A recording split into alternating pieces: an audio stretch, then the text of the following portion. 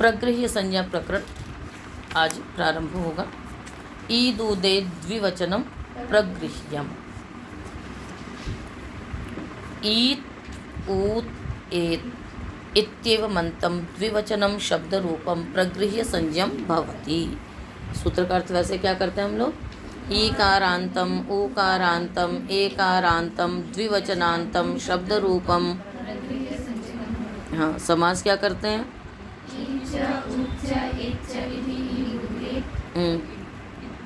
बस ठीक है। और फिर उसमें हम लोग क्या कर लेते हैं? तदंत विधि कर लेते हैं।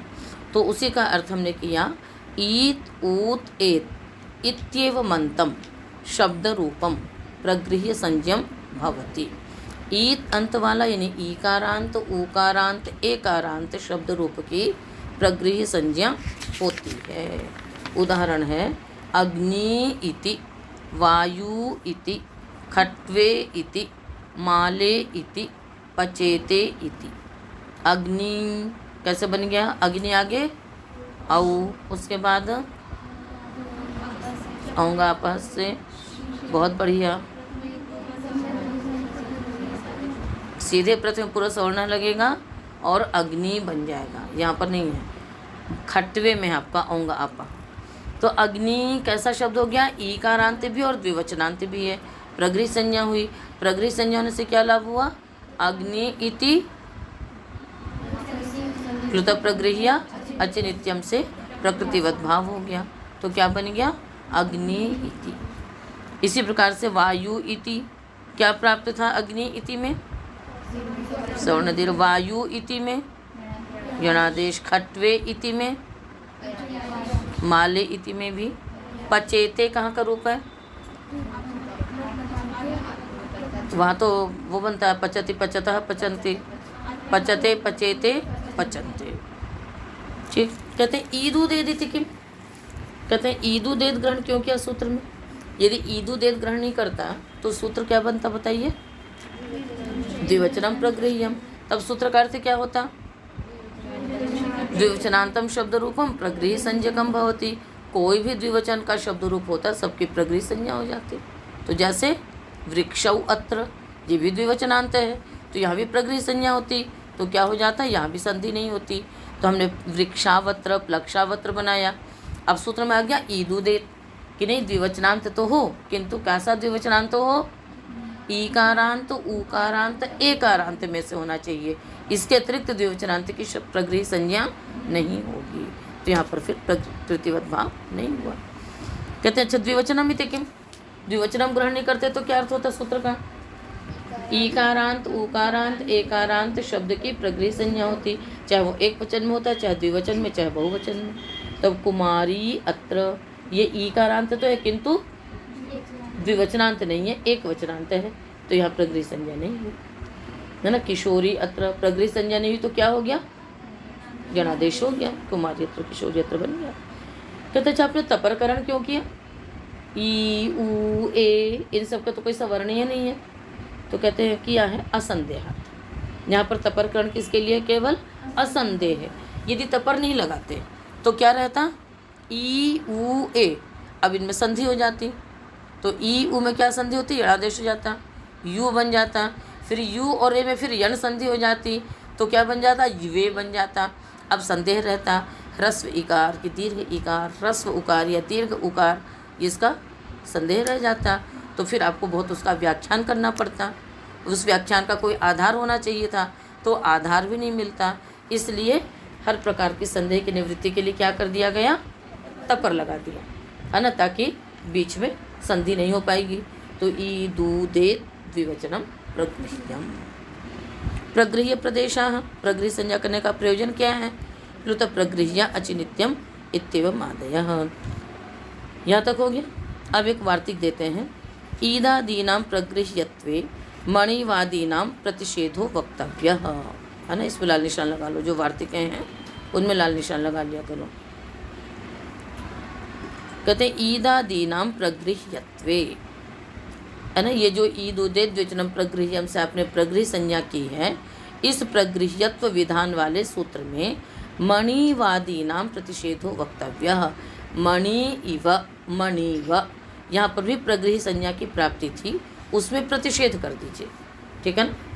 तो उदाहरण बनेगा इसका, मणिवोष्ट्रस्य लंबेते प्रियौ वत्सतरौ मम, ठीक है ना। तो मणि इव मणिव, यहाँ पर प्रतिषेध कर दिया, प्रगृही संज्ञा नहीं हुई तो दीर्घ संधि हो गई, ठीक है ना। ये आपका महाभारत के शांति पर्व का श्लोक है ये, मणिवोष्ट्रस्य लंबेते प्रियौ वत्सतरौ मम।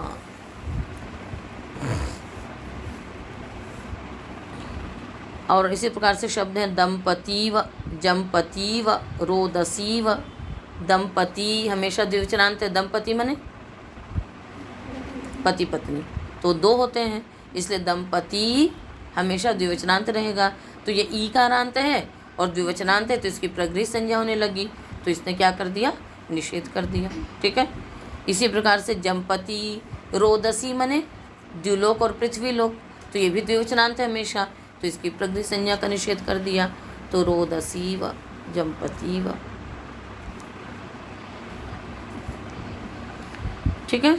आगे चले, अदसोमात्, अदसः संबंधी यो मकारः तस्मात् परे ईदुदेतः प्रगृही संज्ञाः भवन्ति।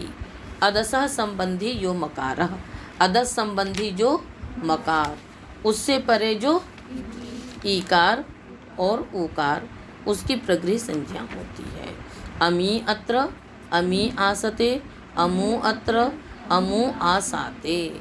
इसमें द्विवचनांत की शर्त नहीं है, इसमें बस केवल अदस से परे ईकार और ऊकार होने चाहिए। तो अमी सिद्धि आप लोग देख करके आए होंगे, कहाँ का रूप है अमी, बहुवचन का, तो अमी अत्र यणादेश नहीं हुआ। प्रयोजन तो प्रगृही संज्ञा का एक ही है, कौन सा, कृत प्रगृही या अचिनित्यम, और कोई प्रयोजन नहीं है, ठीक है। अमु अत्र, अमु आसाते। एकारस्य नास्ति उदाहरणम, एकार मिलेगा नहीं, क्योंकि अदस से परे जो एकार होगा उसको तो ईकार आदेश हो जाएगा, इसलिए उसका उदाहरण भी नहीं मिलेगा। तो क्या बन जाएगा, उसका कोई उदाहरण नहीं मिलेगा। कहते हैं अदस इति किम, यदि अदस ग्रहण नहीं करते तब सूत्र का अर्थ क्या होता है, अदस को हटा दो, क्या अर्थ होता, मकार से परे जो ईकार उकार, उसकी प्रगृही संज्ञा होती। तो कोई भी मकार से परे ईकार होता सब जगह, जैसे शमी अत्र, यहाँ भी प्रगृही संज्ञा होने लगती, इसने कहा नहीं, क्या होगा, अदस संबंधी ही मकार होना चाहिए, ठीक है। तो इसी प्रकार से दाडिमी है ना, अनार छोटे छोटे जो होते हैं, तो दाडिम यत्र। कहते अच्छा तो मात ग्रहण क्यों किया, बस इतना कह देते कि अदस संबंधी जो है, मतलब अदस संबंधी जो ईकार उकार, उसकी प्रगृही संज्ञा होती है। कहते यदि ऐसा होता तो अमुकेत्र, हमको मकार से परे चाहिए, ठीक है ना, तो ये क्या है, का से परे है, तो यहाँ पर ना हो जाते, इस कारण से किया। तो अमुके अत्र, अमुकेत्र, यहाँ पर रहेगा पदांत दति लघु शे, शे इत्येतत् प्रगृही संज्ञम भवति, शे की प्रगृही संज्ञा होती है। कहते हैं किमिदम शे इति, ये शे क्या है, कहते हैं सुपाम आदेश छंदसी, सुपों के स्थान पे जो आदेश होता है, किससे होता है, सुपाम सुलुक पूर्व सवर्णा छे या डाड्या या जाला, सुपाम स्थाने छंदसी विषये इत्येते आदेशाः भवन्ति। उदाहरण देते हैं, न युष्मे वाजबंधवः अस्मे इंद्रा बृहस्पति, युष्मे इति अस्मे इति, त्वे रायः मे रायः, त्वे इति मे इति। प्रयोजन तो आपके यहीं पर मिलेंगे, त्वे इति, मे इति, युष्मे इति, पर ये प्रयोग दिखा रहे हैं कि कहाँ का है त्वे रायः, फिर उसके बाद फिर पदपाठ क्रमपाठ वगैरह करेंगे, तो त्वे इति मे इति आपको प्रयोग निकलेंगे। छांदसम एतद एव एकम उदाहरणम, कहते हैं कि वस्तुतः इसमें वेद विषय का एक ही उदाहरण है, सीधा सीधा। बाकी में तो इति लगा करके बनाया गया, बाकी में तो इति लगा करके उदाहरण बनाया गया, किंतु एकदम शुद्ध वेद का जो उदाहरण है वो क्या है, अस्मे इंद्रा बृहस्पति, ठीक है। तो यहाँ पर अस्मे इंद्रा अयादेश नहीं हुआ, अस्मे इंद्रा बृहस्पति। प्रथम रीति में इसके पते दिए हुए होंगे, है ना, तो वहाँ से आप लोग वेद में निकाल करके देखिएगा। और यदि जिसके पते वेद में नहीं दिए हैं, तो आप जब पुस्तकालय में आप लोग जाती हैं न्यासपद मंजरी देखने के लिए, तो वहाँ पर एक मोटी काशिका होती होगी, व्याकरण के विभाग में देखना, मोटी काशिका जो कि रामलाल कपूर ट्रस्ट से छपी हुई है ना, उसको निकालना, उसमें सबके पते दिए हुए हैं, है ना, तो उससे फिर पते आप इसमें नोट कर लीजिएगा। प्रथम रीति में है जहाँ, उसको इसमें नोट करिएगा, ठीक है। और फिर वो जो मोटी काशिका है वो यदि उसमें नहीं मिल रहा है तो मोटी वाली काशिका लेकर के उसमें पते दिए हुए हैं, आप उससे नोट करिएगा, ठीक है। जैसे न युष्मी वाजे बंधव है ऋग्वेद के 8वें मंडल का 8, 68, 19। अस्मेंद्रा बृहस्पति है ऋग्वेद 4, 49, 4।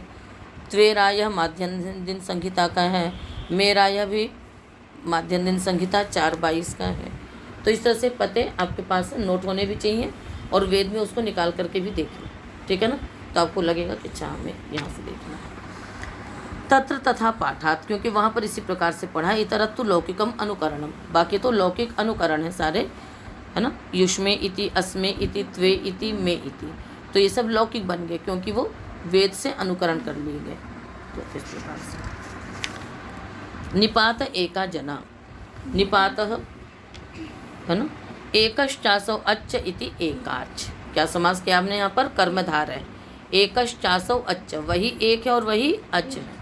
निपातः यह एकाच आंग वर्जितः सब प्रगृह्य संज्ञो भवति, एक अजरूप जो निपात आंग वर्जित उसकी प्रगृह्य संज्ञा होती है। अपेहि, अ एकाच निपात है, अपेहि प्रगृह्य संज्ञा होने से दीर्घ नहीं हुआ। इंद्रम पश्य उ उत्तिष्ठ, आ एवं नुमन्यसे, आ एवं किल एतत्, ठीक है। तो यहाँ पर तो आ की भी दे दी प्रगृह्य संज्ञा, तो अभी आगे इसका समाधान करेंगे। कहते निपात इति किम, चकारात्र जहारात्र। यदि निपात ग्रहण नहीं करते तो अर्थ क्या होता है सूत्र का, एक अजरूप जो भी वर्ण उसकी प्रगृह्य संज्ञा होती। तो चकार, चकार में क्या आता है, नल का अ आता है, तिप, तिप के स्थान पर नल, नल का क्या बचता है अ। तो एक अल रूप वर्ण है, एक अजरूप वर्ण है, उसकी प्रगृह्य संज्ञा होती। तो अ अत्र यहाँ पर दीर्घ नहीं हो सकता था, चकारात्र नहीं बनता, जहारात्र नहीं बनता। अब कह दिया कि नहीं, निपात एक अजरूप क्या होना चाहिए, केवल ओनली निपात, और कुछ भी नहीं। तो ये निपात तो है नहीं, इसलिए इसकी प्रगृह्य संज्ञा नहीं हुई और आकाश होने दीर्घ से दीर्घ हो गया। कहते हैं एकाजित किम, आपने एकाज ग्रहण क्यों किया, तो कहते हैं जैसे प्राग्नये, प्रअग्नये, तो प्र भी तो क्या है, एकाच ही है, किंतु कैसा एकाच होगा, वो बहुव्रीहि में आएगा। एका अच यस्मिन, इसलिए हमने यहाँ पर क्या समास किया, कर्मधार है, वही एक हो वही अच्छ हो, नहीं तो फिर प्राग्नये में भी होने लग जाता। तो प्राग्नये वाच मीरय, ये ऋग्वेद के 10वें मंडल का 187 नंबर का सूक्त है, मंत्र है सूक्त का। अनांगिति किम, आ उदकांतात ओदकांतात, अनांग निषेध किया ना कि आंग की नहीं होगी, तो आ उदकांतात ओदकांतात, यहाँ पर क्या हो गया, प्रगृह्य संज्ञा न होने से आद गुण से गुण हो गया। तो यहाँ तो निषेध कर दिया और वहाँ पर आप प्रगृह्य संज्ञा कर रहे हैं, आ एवं नुमन्य से, आ एवं किलतात, ऐसा क्यों। ये भी उदाहरण को प्रथमार्थ में जान के उदाहरण दिया जाता है क्योंकि उससे आपको नहीं समझाया जा सकता था। अब समझिए, आंग दो प्रकार का है, एक इंगित है और एक अंगित, एक आ है और एक आंग है। जो निषेध हो रहा है वो किसको हो रहा है, आंग को, और जो प्रगृह्य संज्ञा हो रही है वो किसकी हो रही है, आ की। कहते हैं अभी आपको कैसे पता पड़ेगा कि ये इंगित है या अंगित है, या हमको प्रगृह्य संज्ञा करनी है या नहीं करनी है, उसके लिए श्लोक दे दिया। ईषदर्थे क्रिया योगे मर्यादाभिविधौ च यः एतमातं गितं विद्यात् वाक्य स्मरणयोः अंगित। ईषद अर्थे, ईषद मतलब थोड़ा, तो आ उदकांत ये तो उसका है, मर्यादा में है। तो ईषद अर्थ में क्रिया के योग में आगच्छति, मर्यादा में आ उदकांतात, अभिविधि में आ पाटलिपुत्रात्, है ना। एतम आतम गितम विद्यात्, इनका जो आकार है वो गित है, यानी ईषद अर्थ में जो आकार है वो क्या है, गित है। क्रिया के योग में है वो क्या है, गित है। मर्यादा में है वो क्या है, गित है। अभिविधि में वो क्या है, गित है, यानी वो क्या है, आंग। उस आंग की प्रगृह्य संज्ञा का प्रतिषेध किया गया है, ठीक है ना। उस आंग की प्रगृह्य संज्ञा का प्रतिषेध किया गया। कहते हैं और वाक्य स्मरणयो हो, वाक्य पूर्ति में और या फिर स्मरण, एवं न मन्यसे, ठीक है ना, एवं किल तत्, अच्छा ऐसा हुआ था, तो ये स्मरण में हुआ। तो वाक्य पूर्ति में अथवा स्मरण अर्थ में जब होगा तो वो क्या होगा, वो अंगित होगा, उसकी प्रगृह संज्ञा होगी, उसकी प्रगृह संज्ञा होगी। और जो गित आकार होगा उसकी प्रगृह संज्ञा नहीं होगी। अब ये आपको अर्थ से पता पड़ेगा। ईषद अर्थ में, क्रिया योग में, मर्यादा में, अभिविधि में आंग होगा और अन्यत्र आ होगा।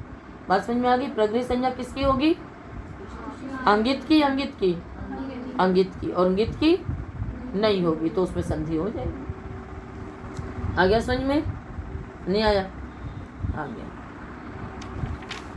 ओत निपातः इति वर्तते, निपातः की अनुवृत्ति आ रही है। तस्य ओकारेण तदंत विधि, है ना, उसका तदंत विधि हो गई, ठीक है। यानी ओत, ओदंतो यो निपातः स प्रगृह संज्ञो भवति, ओदंत जो निपात उसकी प्रगृह संज्ञा होगी। आहो इति, उताहो इति, उदाहरण स्पष्ट है। संबुद्धौ शाकल्यस्य तावन आर्षे, अच्छा आहो कैसे बना, उताहो कैसे बना,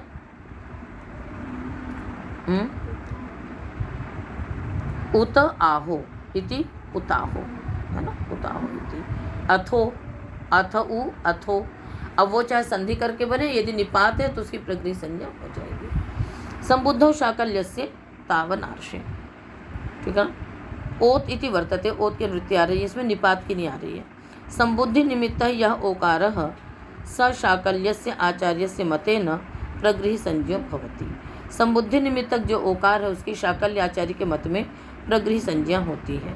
कहते इति शब्दे अनार्षे अवैदिके परतः, अनार्ष इति यानी अवैदिक इति के परे रहते हैं। वायो इति वायविति, भानो इति भानविति। शाकल्य के मत में प्रगृह संज्ञा हुई, पाणिनि के मत में या अन्यों के मत में नहीं हुई, तो वहाँ पर संधि हो गई। जहाँ प्रगृह संज्ञा हुई वहाँ प्रकृतिवत भाव रह गया। कहते हैं संबुद्धौ इति किम, कहते हैं आपने कहा कि संबुद्धि में यदि संबुद्धि ग्रहण नहीं करते तो क्या अर्थ होता सूत्र का, किसी भी ओकार की प्रगृह संज्ञा होती, तो फिर गो इति अयम आह, गो इति गविति, ये नहीं बन पाता, यहाँ भी क्या होने लग जाती, प्रगृह संज्ञा होती। अब क्या कहा सूत्र ने, संबुद्धि निमित्तक ही ओकार होना चाहिए, यानी संबुद्धि के परे रहते, संबुद्धि को मान के जो ओकार बना हो उसी की ही प्रगृह संज्ञा होगी। कहते हैं अत्र अनुकार्यानुकरणयोः भेदस्य अविवक्षितत्वात् असति अर्थवत्वे विभक्ति ही न भवति। इनका यहाँ पर ये कहना है कि आपने कहा कि गो इति, तो यहाँ पर तो सु आ जाएगा, तो गोह इति रहेगा, तो यहाँ प्रगृह संज्ञा करने का कोई प्रयोजन ही नहीं है। कहते नहीं, यहाँ पर विभक्ति नहीं आएगी। क्यों नहीं आएगी, कहते हैं कि यहाँ पर वस्तुतः क्या है कि गो इति अयम आह, इसने गो ऐसा कहा, तो ये तो क्या हो गया, अनुकरण हो गया, ये क्या हो गया, अनुकरण हो गया, और जिसका अनुकरण किया गया वो क्या हो गया, अनुकार्य हो गया, ठीक है। तो कहीं कहीं पर क्या होता है कि जब हम अनुकार्य और अनुकरण में भेद मानते हैं तब वो उसका अनुकरणत्व रूप अर्थ होता है। क्या हो गया, क्योंकि हमने अनुकरण किया तो उसका अर्थ क्या हो गया, अनुकरणत्व। अनुकरण क्यों कह रहे हैं, क्योंकि हमने उसका अनुकरण किया तो उसमें अनुकरणत्व अर्थ माना जाता है। और यहाँ पर हमने क्या किया, हमने ना यहाँ पर अनुकार्य और अनुकरण की भेद की अविवक्षा कर दी कि ये अनुकरण हमने ऐसा नहीं माना, तो फिर इसमें कोई अर्थ ही नहीं रहा, और मतलब शुद्ध गो भी नहीं है और अनुकरण रूप भी नहीं है, हमने दोनों की विवक्षा कर दी। बहुत सारी चीज़ें विवक्षाधीन होती हैं, बहुत चीज़ें क्या होती हैं, विवक्षाधीन होती हैं, तो यहाँ पर विवक्षा भी नहीं की हमने, तो अनुकरणत्व अर्थ भी इसका क्या हो गया, समाप्त हो गया, ठीक है। तो फिर कोई अर्थ ही नहीं रहा, जब कोई अर्थ नहीं रहा तो प्रातिपदिक संज्ञा भी नहीं होगी, क्योंकि अर्थवान शब्द की तो प्रातिपदिक संज्ञा होती है। तो बात समझ में आ रही है, हम जब अनुकरण करते हैं तो वो अनुकरण है, उसको हम अनुकरणत्व अर्थ उसमें मानेंगे तो प्रातिपदिक संज्ञा करेंगे। जब हमने इसमें वो विवक्षा खत्म कर दी तो इसमें अर्थ भी नहीं रहा, अर्थ नहीं रहा तो प्रातिपदिक संज्ञा नहीं हुई, प्रातिपदिक संज्ञा नहीं हुई तो स्वाद्युत्पत्ति भी नहीं हुई। अब जो गो इति रह गया, इसमें किसकी प्राप्ति होने लगी, अब आदेश की, है ना, किंतु इसने निपात संज्ञा कर दी। यदि संबुद्धौ ग्रहण नहीं करते तो प्रगृह संज्ञा कर दी, प्रगृह संज्ञा होने से अवादेश नहीं हो सकता था। अब क्या हो गया, ये संबुद्धि निमित्तक ओकार नहीं है, इस कारण से प्रगृह संज्ञा नहीं होगी, तो प्रकृतिवत भाव नहीं होगा, अवादेश हो जाएगा और क्या बन जाएगा, गवित्ययम आह। तो अच्छा, शाकल्य ग्रहण हम किस लिए किया, कहते विभाषार्थम, वो विकल्प के लिए किया है। इतौ इति किम वायो अत्र, वकिल इति के परे रहते ही ओकार की प्रगृह संज्ञा होगी, अन्यत्र नहीं होगी। तो वायो अत्र, वायोत्र, यहाँ पर प्रकृतिगत भाव नहीं होगा, संधि हो जाएगी। अनार्ष इति किम, आपने अनार्ष क्यों कहा, अवैदिक इति परे रहते, कहते हैं एतागा ब्रह्म बंधो इत्यब्रवीत। आप लोगों में क्या लिखा है, शुद्ध कर लीजिएगा, एतागा ब्रह्म बंधो इत्यब्रवीत, ऐसा ही लिखा है, ब्रह्म, हाँ, ब्रह्म बंध वित्यब्रवीत, ठीक है। तो यहाँ पर क्या हो गया, यहाँ पर ब्रह्म बंधो इति, ये क्या है, ये अवैदिक नहीं है, ये काठक संहिता का है। ये मैं जो पते बोलती हूँ उसको लो नोट करो, वहाँ पर क्या सुन ले रहे हैं आप लोग, जो प्रत्युदाहरण उसका तो प्रथमावृत्ति में नहीं होगा ना, तो जो मैं बता रही हूँ तो उसको नोट कर लो। तो ये काठक संहिता का है, काठक संहिता तो वेद की हो गई। तो वहाँ पर देखो ब्रह्म बंधो इति, वहाँ पर क्या है, ब्रह्म बंधो इति, संबुद्धि निमित्तक ओकार भी और इति भी परे है, पर ये क्योंकि वैदिक है, अवैदिक नहीं है, इसलिए यहाँ पर प्रगृह संज्ञा नहीं होगी। और जब प्रगृह संज्ञा नहीं होगी तो क्या हो जाएगा, यहाँ पर अवादेश हो जाएगा और बन जाएगा ब्रह्म बंध वित्यब्रवीत। आया समझ में। दूसरी बात ये ध्यान में रखना कि यहाँ पर जो ब्रह्म बंधु शब्द है ये स्त्रीलिंग वाला नहीं, ये पुल्लिंग वाला है। ब्रह्मा बंधु यस्य स ब्रह्म बंधु, वो स्त्रीलिंग भी हो सकता है, पुल्लिंग भी हो सकता है। स्त्रीलिंग होगा तो दीर्घ हो जाएगा, तो ब्रह्म बंधु फिर उसको गुण नहीं होगा, तो ये कौन सा है, ये पुल्लिंग वाला है। तो ब्रह्म बंधो तभी बनेगा जब वो ह्रस्व उकारांत रहेगा। वहाँ बगल में लिख लो पुल्लिंग, ये सब बातें ध्यान में नहीं रहेंगी।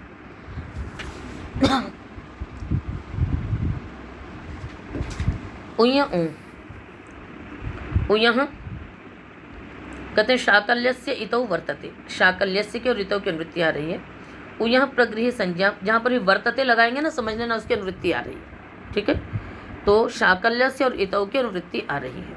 उयः प्रगृह संज्ञा भवति, उई की प्रगृह संज्ञा होती है। इतौ शाकल्यस्य आचार्यस्य मतेन, इतौ परतः, इति के परे रहते शाकल्य आचार्य के मत में। शाकल्यस्येति विभाषार्थम, शाकल्यस्य ग्रहण किस लिए किया, वही विकल्प के लिए। उ इति विति दोनों बनेंगे, जब प्रगृह संज्ञा होगी तो उ इति, नहीं होगी तो विति। उयः इति वर्तते, ऊ में उयः की अनुवृत्ति आ रही है। हम लोग योग विभाग करके करते हैं ना, तो यहाँ पर काशिकाकार ने क्या किया, जहाँ भी हम योग विभाग करते हैं उसको अलग अलग सूत्र बना दिया, गलत है ये। उयः इतौ अनार्षे ऊ इत्ययम आदेशो भवति, ऊई के स्थान पे इति के परे रहते ऊ आदेश होता है। दीर्घ अनुनासिक है ना, जो कि दीर्घ होगा और अनुनासिक होगा। शाकल्य से मतेन प्रगृह संज्ञकश्च, शाकल्य के मत में होगा और वो भी प्रगृह संज्ञक हो जाएगा। शाकल्य से ग्रहण विभाषार्थम यहाँ पे अनुवर्तते, शाकल्य ग्रहण विकल्प के लिए यहाँ भी अनुवृत्ति आती है। तेन त्रीणि रूपाणि भवन्ति, उ इति, विति, ऊ इति, और जब इसकी प्रगृह संज्ञा नहीं होगी तब तो फिर उसको भी विति ही बनेगा। तो जो ऊ आदेश हो रहा है वो भी शाकल्य के मत में ही हो रहा है, बाकी तो फिर ऊ इति ही रहेगा। तो इस प्रकार से हो जाएगा। तो आज का पाठ इतना ही रखेंगे, शेष पाठ अगले दिन करेंगे।